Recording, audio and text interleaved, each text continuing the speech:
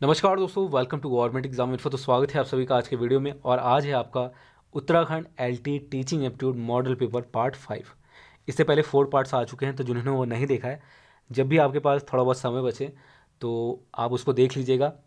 आपका जो प्लेलिस्ट है उसमें मैंने डाल दिया सारी चीज़ें, तो एक साथ मैंने ऐड कर दिया है। तो जो भी आपको देखना है, जब भी आपका समय हो, आप देख सकते हैं।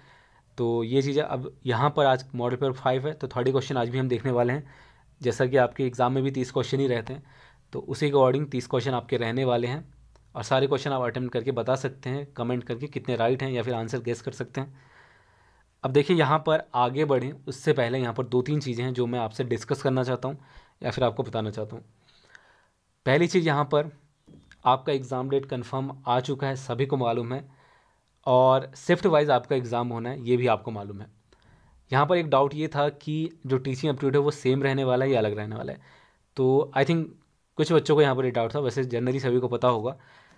जाहिर सी बात है, चूंकि 2 शिफ्ट में आपका एग्ज़ाम है, तो टीचिंग एप्टीट्यूड आपके क्वेश्चन डिफरेंट रहेंगे। और लेवल वही रहेगा, सेम रहेगा, ज़्यादा डिफरेंस नहीं होगा, लेकिन क्वेश्चन आपके अलग रहेंगे। तो ये चीज़ है पहली चीज़। चूँकि शिफ्ट वाइज है तो जाहिर सी बात है, क्वेश्चन आपके डिफरेंट रहने वाले हैं, अलग रहेंगे। दूसरा, जो आधे पेपर हैं आपके मॉर्निंग में होंगे और आधे आपके इवनिंग में होंगे। ऐसा नहीं है कि एक ही सब्जेक्ट का पेपर इवनिंग में भी होगा और आपका मॉर्निंग में भी होगा, तो ऐसा नहीं होगा। आधे आपके मॉर्निंग में होंगे, आधे आपके इवनिंग में होंगे। और जो टीचिंग एप्टीट्यूड है, क्योंकि पहले सेम आता था, क्योंकि पहले शिफ्ट वाइज एग्ज़ाम नहीं हुआ करते थे, तो अब चूँकि शिफ्ट वाइज एग्ज़ाम है, तो इस वजह से टीचिंग एप्टीट्यूड में क्वेश्चन का जो पैटर्न है वो थोड़ा डिफरेंट रहेगा। बाकी जो लेवल होता है सिलेबस के अकॉर्डिंग वो सेम रहेगा। तो ये चीज़ आपको मालूम होनी चाहिए, और आई थिंक आपको पहले से भी ये आइडिया हो गई। तो ये चीज़ें, अब यहाँ पर एक और चीज़ आपको बताना चाहता हूँ। एग्ज़ाम से पहले पहले हम 2 या 3 मैराथन क्लासेस करेंगे। एक क्लास आपकी 10 तारीख तक आ जाएगी, दूसरी आपकी 15 तक, और तीसरी जो क्लास होगी वो आपकी जो है 20 या 22 तारीख तक। एग्ज़ाम से पहले पहले आपका आ जाएगा 3 क्लासेस। तो इन 3 क्लासेस को आप ज़रूर देख लें। इसमें आपका कंबाइंड रहेगा सिलेबस के अकॉर्डिंग क्वेश्चन। किसका रहेगा? सिर्फ सीडीपी और टीचिंग एप्टीट्यूड, या फिर कह लीजिए जो सिलेबस के अकॉर्डिंग टीचिंग एप्टीट्यूड के टॉपिक दिए गए हैं उसके अकॉर्डिंग आपको क्वेश्चन देखने को मिलेंगे। और कुछ जनरल क्वेश्चन भी होंगे जो हो सकता है पूछे जा सकें। तो इन बातों का ध्यान रखिएगा, उन क्लासों को जरूर आपको फॉलो करना है। अब ये जो 20-25 दिन बचे हुए हैं, ये काफ़ी कम समय है मेरे हिसाब से। 20-25 दिन नहीं बचे हैं एक्चुअली में, 18-19 दिन बचे हुए हैं, ठीक है। तो 18-19 दिन मान के चलिए, 25 को तो आपका एग्ज़ाम ही है। तो इसमें आपको, अगर आपने ऑलरेडी प्रिपरेशन नहीं की है, मैं उन बच्चों स्टूडेंट्स के लिए कह रहा हूँ जो जो ये कह रहे थे कि अभी उन्होंने हाल ही में अप्लाई किया है एग्ज़ाम के लिए, तो उनके लिए यहाँ पर प्रॉब्लम है थोड़ी सी। क्योंकि वो चाहते थे कि कुछ महीनों का यहाँ पर डिले हो जाए, नहीं हो पाया है। तो खैर, उसमें हम कुछ नहीं कर सकते हैं। अब आपका एग्ज़ाम आ चुका है, तो आपको बिना किसी इधर उधर की बातें सोचे हुए सीधे जो सिलेबस है उसके अकॉर्डिंग प्रिपरेशन कर लेनी चाहिए। 30 मार्क्स का जो टीचिंग एप्टीट्यूड है वो मान के चलिए आपका इजीली हो जाएगा। इन वीडियोस को फॉलो कर लीजिए, और थोड़ी बहुत अगर आप कहीं से तैयारी करते हैं तो उसको आप कर सकते हैं। बाकी जो सब्जेक्टिव है, मैं आपको सजेस्ट करना चाहूँगा उसको आप खुद से सिलेबस के अकॉर्डिंग ही प्रिपेयर करें। सब्जेक्टिव जो है, मैं समझता हूँ आपने प्रिपेयर किया भी होगा काफ़ी लोगों ने। तो और दूसरी चीज़, प्रीवियस ईयर जो पेपर है वो मैं सारे तो नहीं करवा पाऊँगा। जो इम्पोर्टेंट होंगे वो मैं करवा दूंगा, लेकिन मैं शेयर कर दूंगा सारे पेपर। और कमेंट करके बता दीजिए आपको कौन कौन से कैंडिडेट हैं जो चाहते हैं पेपर, मॉडल पेपर। सारे यहाँ पर सॉल्व नहीं हो पाएंगे। तो बस पैटर्न आपको पता होना चाहिए कि एग्ज़ाम में किस तरह के क्वेश्चन पूछे गए थे 2018 में, और इस बार सिलेबस के अकॉर्डिंग जो भी क्वेश्चन पूछे जा सकते हैं वो आपको मालूम होना चाहिए। तो ये चीज़ है। बाकी इसमें आपको ज़्यादा टेंशन लेने की ज़रूरत नहीं है, खासतौर से टीचिंग एप्टीट्यूड में एवरेज क्वेश्चन रहेगा। तो चलिए शुरू करते हैं आज का वीडियो और देखते हैं आज का पहला क्वेश्चन। एक और चीज़, टेलीग्राम से जो लोग नहीं जुड़े हैं, लिंक आपको डिस्क्रिप्शन में मिल जाएगा, तो वहाँ पे जाइए और ज्वाइन कर लीजिए। सारे अपडेट्स वहाँ पर भी आपको मिलते रहेंगे। तो चलिए शुरू करते हैं आज का वीडियो और देखते हैं आज का पहला क्वेश्चन। तो ये रहा आज का पहला क्वेश्चन। सारे क्वेश्चन आप गैस कर सकते हैं, कमेंट करके बता सकते हैं। 30 क्वेश्चन करने वाले हैं। पहला क्वेश्चन है, बुनियादी शिक्षा है तो किस तरह की बुनियादी शिक्षा है हमारी? एक्टिविटी ओरिएंटेड है, स्टूडेंट ओरिएंटेड है, हैंडीक्राफ्ट ओरिएंटेड है, या फिर ऑल ऑफ दिस? तो ये तीनों चीज़ें ही हैं इसमें, तो इसीलिए ऑप्शन डी इसका करेक्ट आंसर है, ये सभी। इसके बाद है question number 2, in Garry's plan there is the importance of. Garry की जो योजना थी उसमें किसका महत्व था? काम का, खेल का, अध्ययन का, या फिर इन तीनों का? तो देखिए इसमें वर्क इम्पॉर्टेंट था, स्पोर्ट्स यानी कि खेल का भी इम्पॉर्टेंट था या फिर गेम्स का इम्पॉर्टेंट था, और स्टडी तो था ही। तो ये तीनों ही यहाँ पर समान अनुपात में थे, सेम रेशियो में थे। तो ऑप्शन डी इसका करेक्ट आंसर है। इसके बाद अगला क्वेश्चन देखते हैं। इसके बाद है क्वेश्चन नंबर 3। वेनेटका योजना के तहत ऑप्शंस दिए गए हैं। छात्रों के हितों की विविधता को पहचाना जाता है, छात्रों की क्षमताओं की विविधता को स्वीकार किया जाता है, सी है छात्रों की आवश्यकताओं की विविधता को स्वीकार किया जाता है। तो वेनेटका की जो योजना थी इसके अंतर्गत ये तीनों ही वैलिड हैं या फिर मान्यता प्राप्त है। तो ऑप्शन डी इसका भी करेक्ट आंसर है। इसके बाद नेक्स्ट क्वेश्चन है क्वेश्चन नंबर 4। इसमें पूछा गया है कि वेनेटका योजना के तहत निम्नलिखित में से कौन एक प्रमुख स्थान रखता है, personal teaching, traditional teaching group या फिर क्लास टीचिंग। तो इसमें जो पर्सनल टीचिंग है ये एक कह सकते हैं की प्लेस रखता है यहाँ पर, ये जो वेनेटका की योजना है उसमें। तो ऑप्शन ए जिन्होंने गैस किया है बिल्कुल सही है, व्यक्तिगत शिक्षण। इसके बाद नेक्स्ट क्वेश्चन देखिए। इसके बाद है क्वेश्चन नंबर 5। इसमें पूछा गया है कि मल्टीपल चॉइस या फिर ऑब्जेक्टिव टाइप क्वेश्चन जो होते हैं इसकी प्रकृति या फिर इसकी जो विशेषता है वो क्या है। तो ये 4 ऑप्शन दिए गए हैं, इसको पढ़िए और बताइए इसका जो राइट आंसर है वो क्या होगा। तो देखिए इसका जो राइट आंसर होगा वो है ऑप्शन ए, यानी कि ए अगर आपने गैस करा तो बिल्कुल सही है। जो लेंथ या फिर मेजर है वो नॉर्मली फिक्स रहता है, इसका सामान्य रूप से तय किया जाता है। तो यही इसकी विशेषता ऑप्शन ए। इसके बाद है क्वेश्चन नंबर 6 में पूछा गया है वस्तुनिष्ठ प्रकार के प्रश्नों के संदर्भ में निम्नलिखित में से कौन सा कथन सही है। इन सवालों को बनाना बहुत आसान है, बी इन प्रश्नों के माध्यम से छात्रों की अभिव्यक्ति की शक्ति का पता चलता है, सी छात्रों की वास्तविक सोच इन सवालों से जानी जाती है, डी इन प्रश्नों की मदद से पाठ्यक्रम के एक बहुत बड़े हिस्से को शामिल किया जा सकता है। तो वस्तुनिष्ठ प्रकार के जो प्रश्न होते हैं उनका इनमें से सबसे सही ऑप्शन क्या होगा। तो ऑप्शन डी इसका राइट आंसर है। इन प्रश्नों से जो है काफ़ी बड़ा जो पोर्शन होता है सिलेबस का वो किया जा सकता है कवर। तो ऑप्शन डी इसका राइट आंसर है। इसके बाद नेक्स्ट क्वेश्चन देखते हैं। नेक्स्ट क्वेश्चन है पढ़ते समय पुस्तक और आँख के बीच की दूरी क्या होनी चाहिए। तो ये 4 ऑप्शन दिए गए हैं, इनमें से राइट आंसर क्या होगा। तो इसका जो राइट आंसर वो है ऑप्शन ए न्यूनतम 12 इंच। देखिए वैसे 25 सेंटीमीटर होना चाहिए आपका जो मिनिमम डिस्टेंस है किसी चीज़ को पढ़ने के लिए। तो वैसे 10 इंच भी हो सकता है, ये 25 सेंटीमीटर के आसपास है, लेकिन जो बुक में आंसर बताई है उसके अकॉर्डिंग बता रहा हूँ। आप बताइए कमेंट करके क्या होगा इसका आंसर। बुक के अनुसार 12 इंच बताया गया था, तो ऑप्शन ए यहाँ पर बताया गया है। इसके बाद नेक्स्ट क्वेश्चन देखिए। क्वेश्चन नंबर 8 है अनुशासन भंग होने की संभावना है अगर ऑप्शन ए कक्षा में छात्रों की संख्या अपेक्षित संख्या से अधिक हो, छात्रों की व्यक्तिगत आवश्यकताओं में भाग नहीं लिया जाता है, शिक्षक की पढ़ाने का तरीका संतोषजनक नहीं है, या फिर ये सभी। तो जाहिर सी बात है ये सभी होगा। अगर अधिक संख्या में छात्र होंगे तो पूरा कंट्रोल कर पाना डिफ़िकल्ट होगा, तो अनुशासन भंग हो सकता है। दूसरा, छात्रों की व्यक्तिगत आवश्यकताओं में भाग नहीं लिया जाता है, यानी कि उनकी जो नीड्स हैं पर्सनल, चाहे एजुकेशन से रिलेटेड हो या जो भी है, तो अगर आप मेंशन नहीं करेंगे या फिर उसे अटेंड नहीं करेंगे तो उससे भी आपका जो अनुशासन है वो भंग हो सकता है, और शिक्षण के पढ़ाने के तरीके से भी। तो ऑप्शन डी इसका राइट आंसर है। इसके बाद नेक्स्ट क्वेश्चन देखिए। क्वेश्चन नंबर 9 है, इसमें पूछा गया those student who have very small heights develop an inferiority complex what would you recommend to such a student. तो जिनमें इस तरह का इन्फीरियरिटी कॉम्प्लेक्स या फिर हीन भावना है उनके लिए आप क्या रिकमेंड करेंगे। तो इन 4 ऑप्शन में से सबसे सही आंसर आपको क्या लगता है ये आपको बताना है। तो इसका जो राइट आंसर है वो है आपका he should achieve excellence in some other field, उसे किसी अन्य क्षेत्र में उत्कृष्टता हासिल करनी चाहिए, ये आप सलाह देंगे। तो ऑप्शन सी इसका राइट आंसर है। इसके बाद नेक्स्ट क्वेश्चन देखिए। क्वेश्चन नंबर 10 में पूछा गया है अक्सर छात्र उस शिक्षक की कक्षा में खुश रहते हैं जो स्कूल में शिक्षकों का नेता है, या फिर अनुशासन के मामलों में हर समय कठोर नहीं है हर मामले में, या फिर छात्रों की समस्याओं को हल करता है, खेल और खेलों के प्रभारी हैं। तो ऑप्शन सी इसका राइट आंसर होगा solve the problem of student, जो छात्रों की समस्याओं को हल करेगा वहीं उसी कक्षा में जो स्टूडेंट है वो ज़्यादा खुश रह पाएंगे। तो ऑप्शन सी इसका करेक्ट आंसर है। इसके बाद नेक्स्ट क्वेश्चन देखते हैं। क्वेश्चन नंबर 11 इसमें पूछा गया कि यहाँ तक कि विकलांग छात्र भी उच्च गुणवत्ता वाले संपादन प्राप्त कर सकते हैं या कह लीजिए एजुकेशन प्राप्त कर सकते हैं। तो इससे इनमें से जो ऑप्शन दिए गए इसमें दिया गया है कि अन्य छात्रों के साथ ये चीज़ हो सकता है पॉसिबल, या फिर जो स्पेशल स्कूल है उनमें हो सकता है, या फिर जो स्पेशल सेक्शंस या ग्रुप है वहाँ पर एक साथ इनको ये चीज़ किया जा सकता है, एजुकेशन दिया जा सकता है, या फिर जो अपनी पढ़ाई पर अधिक ध्यान देकर ये चीज़ किया जा सकता है। तो इसका राइट आंसर क्या होगा? अलॉन्ग विथ अदर स्टूडेंट, अन्य छात्रों के साथ जो सामान्य है उनके साथ अगर जो डिसेबल्ड या फिर कह लीजिए स्पेशल नीड वाले स्टूडेंट हैं वो उनको एजुकेशन दिया जाता है तो यहाँ पर उनको भी एक हाई क्वालिटी एजुकेशन प्राप्त होगा। ऑप्शन ए इसका राइट आंसर है। इसके बाद है क्वेश्चन नंबर 12। इसमें पूछा गया है कि क्या आप अपने स्कूल में नैतिक शिक्षा देने के पक्ष में हैं? Yes option A, no B.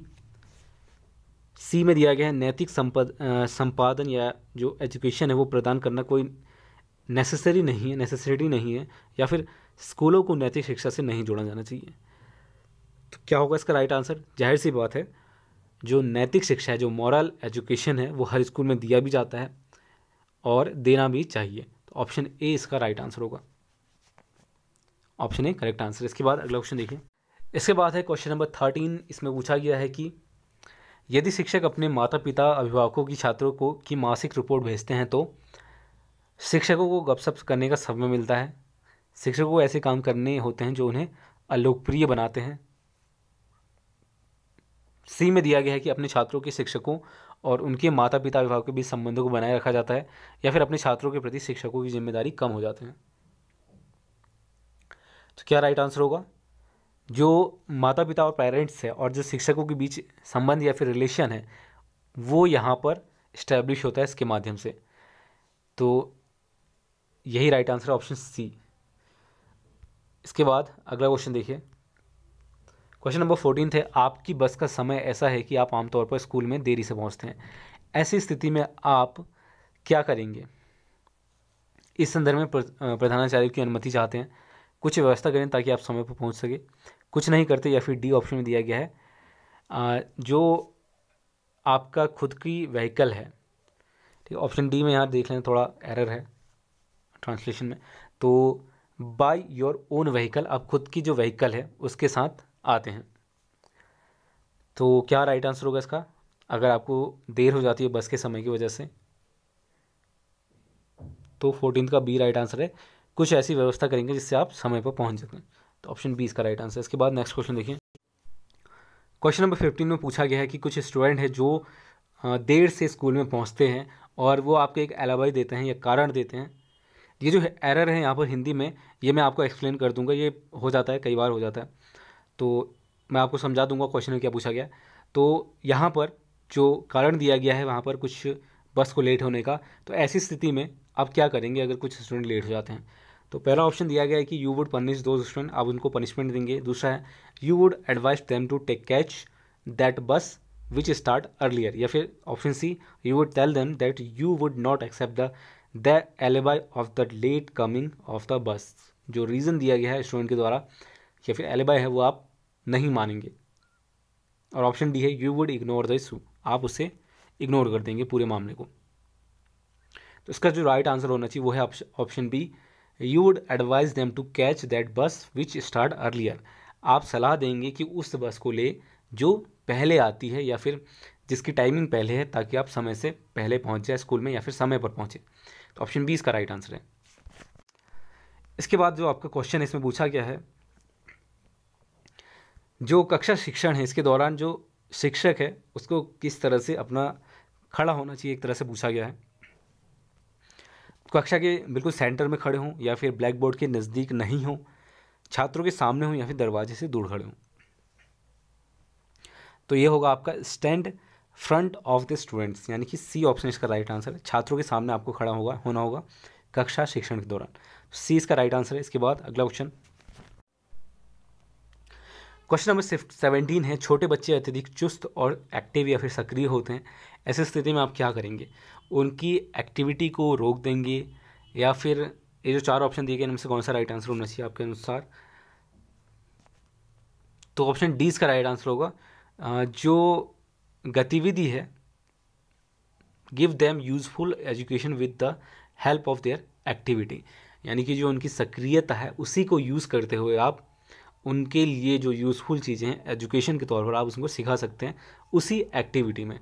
तो आप समझ गए होंगे इसका मतलब, जो एक्टिव बच्चे हैं उनको उनकी एक्टिविटी का इस्तेमाल करके एजुकेशन आप दे सकते हैं। तो यही ऑप्शन सबसे सही रहे, ऑप्शन डी। इसके बाद है क्वेश्चन नंबर 18। इसमें पूछा गया कि प्लेवे पद्धति के तहत आप गणित शिक्षण के संदर्भ में छोटे बच्चों को क्या सिखाना चाहेंगे? वस्तुओं की गिनती, वस्तुओं को कई भागों में विभाजित करना, गणित की पहेलियों को हल करना, या फिर ये सभी। तो इजी क्वेश्चन है, डी इसका राइट आंसर होगा। गिनती और जो डिवाइड है वस्तु, या फिर वस्तुओं को कई भागों में डिवाइड करना, या फिर जो जो पहेलियाँ कह लीजिए, रिडल्स हैं, उसको आप यहाँ पर हल करवा सकते हैं प्लेवे पद्धति के तहत। क्वेश्चन नंबर 19 है, समूह गेम के माध्यम से या फिर समूह खेल के माध्यम से छात्र सीखते हैं। नियमों का पालन, सहयोग से काम कैसे करें, उन्हें आवंटित की गई जिम्मेदारी को पूरा कैसे किया जाए, या फिर ये सभी। तो इसका भी राइट आंसर ये सभी ही होगा। ग्रुप गेम में ये सारी चीज़ें ही छात्र सीखता है। इसके बाद है क्वेश्चन नंबर 20 वाले क्वेश्चन में पूछा गया कि निम्नलिखित विद्वानों में से किसने कहा था खेल एक बच्चे की जन्मजात स्वाभाविक प्रवृत्ति है? तो किसने कहा था इन चारों में से? मैकडूगल ने। ऑप्शन सी इसका राइट आंसर, मैकडूगल ने जो है ये बोला था। इसके बाद नेक्स्ट क्वेश्चन देखिए, क्वेश्चन नंबर 21।